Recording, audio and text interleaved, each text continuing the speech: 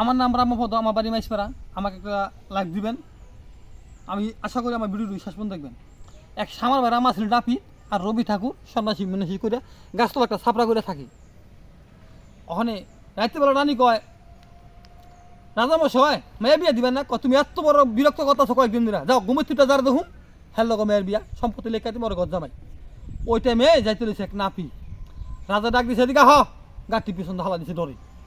তোমার লোক মেয়ের বিয়া সম্পত্তি লেখা দিলাম, তুমি আমার ঘর জামাই। এই বছর আমার বাবা মাসে কামাই কোটি কোটি টাকা, তোমার মেয়ে বিয়া করুন কিন্তু করো বাবা। আচ্ছা রাখছি বিয়াটা, কথা রাখা বিয়া সেদি করছে। পার মধ্যে এম করে ঠ্যাং উড়াইয়া রানী একটা আপেল কেটে নিয়ে আসো, খাওয়া শেষ। রানী একটা ডালিম মেঘে নিয়ে এসো, হাড়া দিন জাল হেলা ভাত খাই কটা ফেরা। তো রবি ঠাকুর চাইলে উঠে দিয়েছে, দেখে কি সামার ভাই আমার রাজা হয়ে গেছে গা। দেখা কয়েক আমি যাই গা, 2-4 দিন পর দেখা হইব না, কিছু নন যাবো না, যেতে লইছে গা। রানী ডাক দিছে, সন্ন্যাসী বেটারা চিনেন বই দিছে। কয় না, আমার সমস্যা, কি সমস্যা? হাড়া দিন জাল হেলা ওইটা লেহ ওইটা লেহ। কয় সমস্যা দূর করতারি, 5 মন চাইল 5,000 টাকা লাগবো।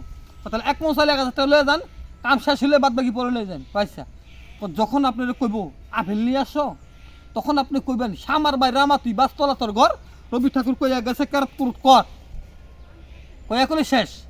রানীরা যখন কইছে তুমি একটা ডালিম ব্যাগে নিয়ে আসো, কয় সামার ভাই রামা তুমি বাসতলা তোমার ঘর, রবি ঠাকুর কইয়া গেছে কার কয় সারা আমি তো দাবি তালে চিন্তা লাগছে কাইতে বসছি ইচ্ছা করে শেষ।